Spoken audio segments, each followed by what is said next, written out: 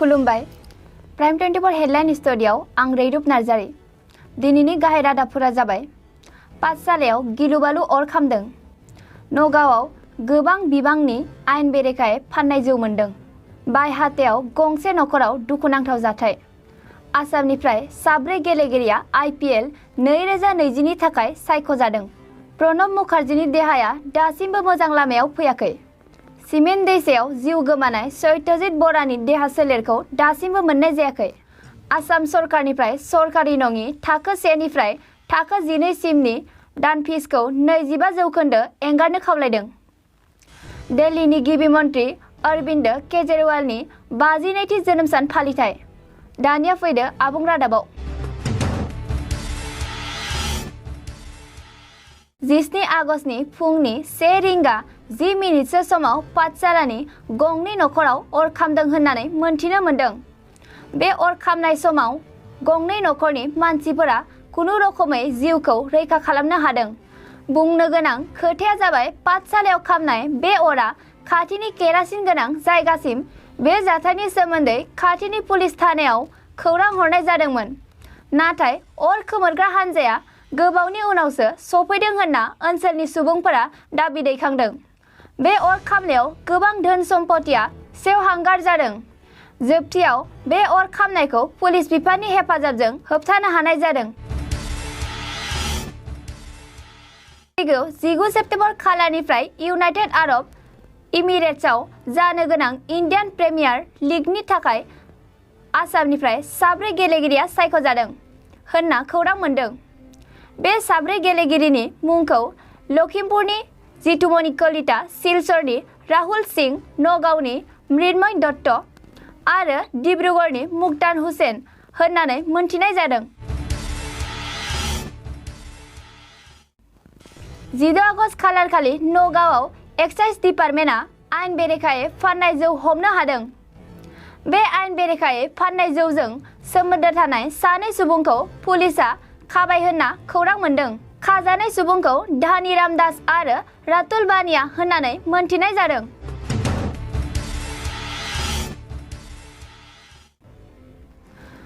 जिद' आगस्त खालारखालि दिल्लीनि गिबि मन्त्रि अरविन्द केजरीवालनि 52थि जोनोम सान फालिनाय जादों।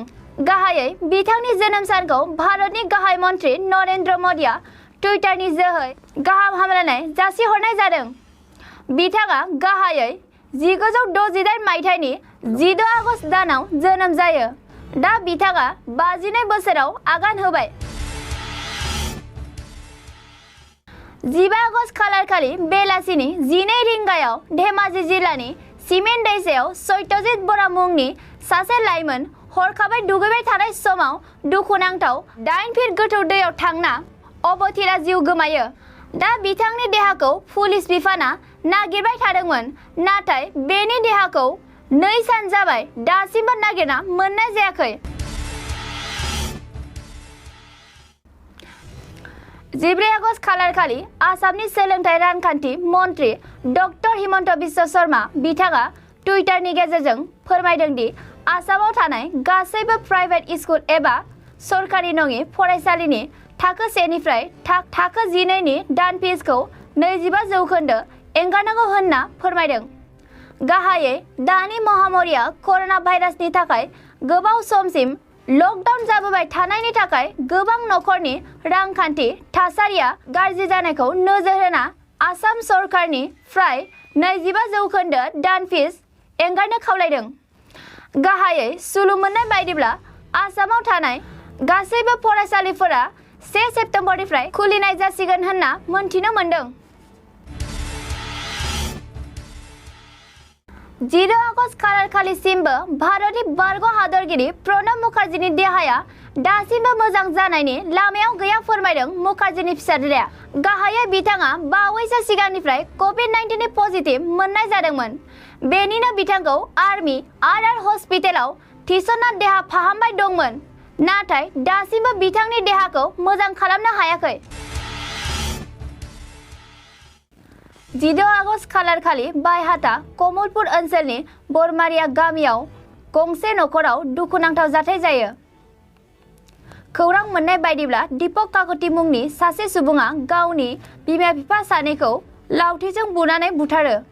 जाथाय जाखांनायनि उनाव गावनि आंगो बिमा-बिफाखौ अनाखाना बुथारग्रा दायनिगिरिया खारखुमा लांदोंब्लाबो कमलपुर पुलिसआ खाबाय आरो दायनिगिरिखौ ओनसोलनि सुबुंफोरा फासि होनो बिथोन होदों होनना फोरमायदों।